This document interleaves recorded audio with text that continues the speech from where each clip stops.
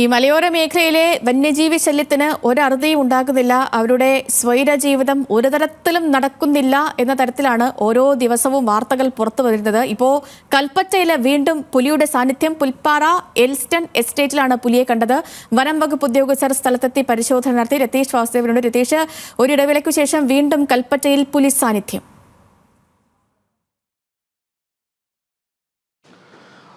സേതുലക്ഷ്മി, തീർച്ചയായും കൽപ്പറ്റ പുൽപ്പാറ എൽസ്റ്റൺ എസ്റ്റേറ്റിൽ ഇതിനു മുൻപും പുലിയുടെ സാന്നിധ്യം സ്ഥിരീകരിച്ചതാണ്.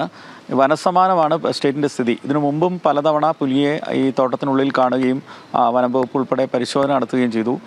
ഈ പ്രദേശത്ത് തൊഴിലാളികൾ അതായത് കൃഷിയെടുക്കാത്ത കാട് പിടിച്ചെടുക്കുന്ന ഭാഗത്താണ് ഇത്തരത്തിൽ പുലിയുടെ സാന്നിധ്യം മുൻപും സ്ഥിരീകരിച്ചത്. എന്നാൽ ഇത്തരം ആ പ്രദേശത്ത് അത്രയും ജനവാസമില്ലാത്തതുകൊണ്ട് ആളുകൾക്ക് അത്ര പ്രയാസം ഉണ്ടായിരുന്നില്ല. പക്ഷേ ഈ തൊഴിലാളികൾ ഉൾപ്പെടെ തൊഴിലെടുക്കുന്ന ഈ തേയില എടുക്കുന്ന ഭാഗത്തുകൂടെ ഈ പുലിയുടെ സാന്നിധ്യം പലപ്പോഴും കാണുന്നു എന്നുള്ളതാണ് ഇപ്പോൾ ആശങ്കയുണ്ടാക്കിയിട്ടുള്ളത്. ആ ജനവാസ കേന്ദ്രം ഇടയ്ക്ക് ആ വഴിക്ക് പോകുന്ന ആ സ്ഥലങ്ങളിൽ കൂടിയാണ് ഇപ്പോൾ പുലിയുടെ സാന്നിധ്യം കഴിഞ്ഞ ദിവസം കണ്ടത്. അതാണ് ഒരു ആശങ്കയ്ക്ക് ഇടയാക്കിയിട്ടുള്ളത്. എന്തായാലും ഇന്നലെ രാത്രിയാണ് ആ വഴി കാട് വെട്ടാത്തതാണ് വന്യമൃഗശല്യത്തിന് കാരണമെന്നാണോ പ്രദേശവാസികൾ പറയുന്നത്? തീർച്ചയായും എസ്റ്റേറ്റിൻ്റെ ഭൂരിഭാഗം പ്രദേശത്തും കൃഷിയെടുക്കാതെ വലിയ തേയിലച്ചെടികൾ വനസമാനമാണ്. അവിടെ കൃഷി കൃത്യമായി നഷ്ടത്തിലാണ് എന്ന് പറഞ്ഞ് ലോക്കൗട്ട് ചെയ്യാൻ പോയ ഒരു എസ്റ്റേറ്റ് കൂടിയാണിത്.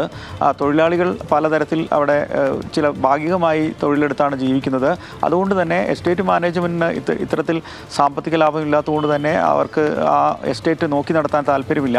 അപ്പോൾ അത്തരത്തിൽ ഏക്കർ കണക്കിന് സ്ഥലമാണ് വനസമാനമായ രീതിയിലുള്ളത്. അതുകൊണ്ട് തന്നെ സ്വാഭാവികമായിട്ടും മറ്റിടങ്ങളിൽ നിന്നൊക്കെ എസ്റ്റേറ്റിൽ നിന്നും ഈ വനാതിർത്തി മേഖലകളിൽ നിന്നൊക്കെ നാട്ടിലെത്തുന്ന ഈ വന്യജീവികൾ, അത് പുലിയുണ്ടാവാം, കടുവയുണ്ടാവാം, അത്തരത്തിലുള്ള വന്യജീവികളൊക്കെ തന്നെ സ്വതന്ത്രമായ ഒരു ഇടമായി ഈ നഗരത്തിനടുത്തുള്ള ഒരു സുരക്ഷിതമായ ഇടമായി ഈ എസ്റ്റേറ്റിനെ മാറ്റുന്നുള്ളൂ എന്നുള്ളതാണ് ഏറ്റവും പ്രധാനപ്പെട്ട കാര്യം. അതിലൊരു ജാഗ്രത നടത്തുന്നില്ല. എസ്റ്റേറ്റിലെ കൃത്യമായി കാട് വെട്ടിക്കഴിഞ്ഞാൽ സ്വാഭാവികമായിട്ടും ഈ വന്യജീവികളൊന്നും അവിടെ ഉണ്ടാവില്ല. അപ്പം വർഷങ്ങളായി ഇത്തരത്തിൽ എസ്റ്റേറ്റിൽ പണി കൃത്യമായി നടക്കാത്തതുകൊണ്ട്, കാടുവെട്ട് ഉൾപ്പെടെയുള്ള കാര്യങ്ങൾ നടക്കാത്തതുകൊണ്ട് വനസമാനമാണ് എസ്റ്റേറ്റ്.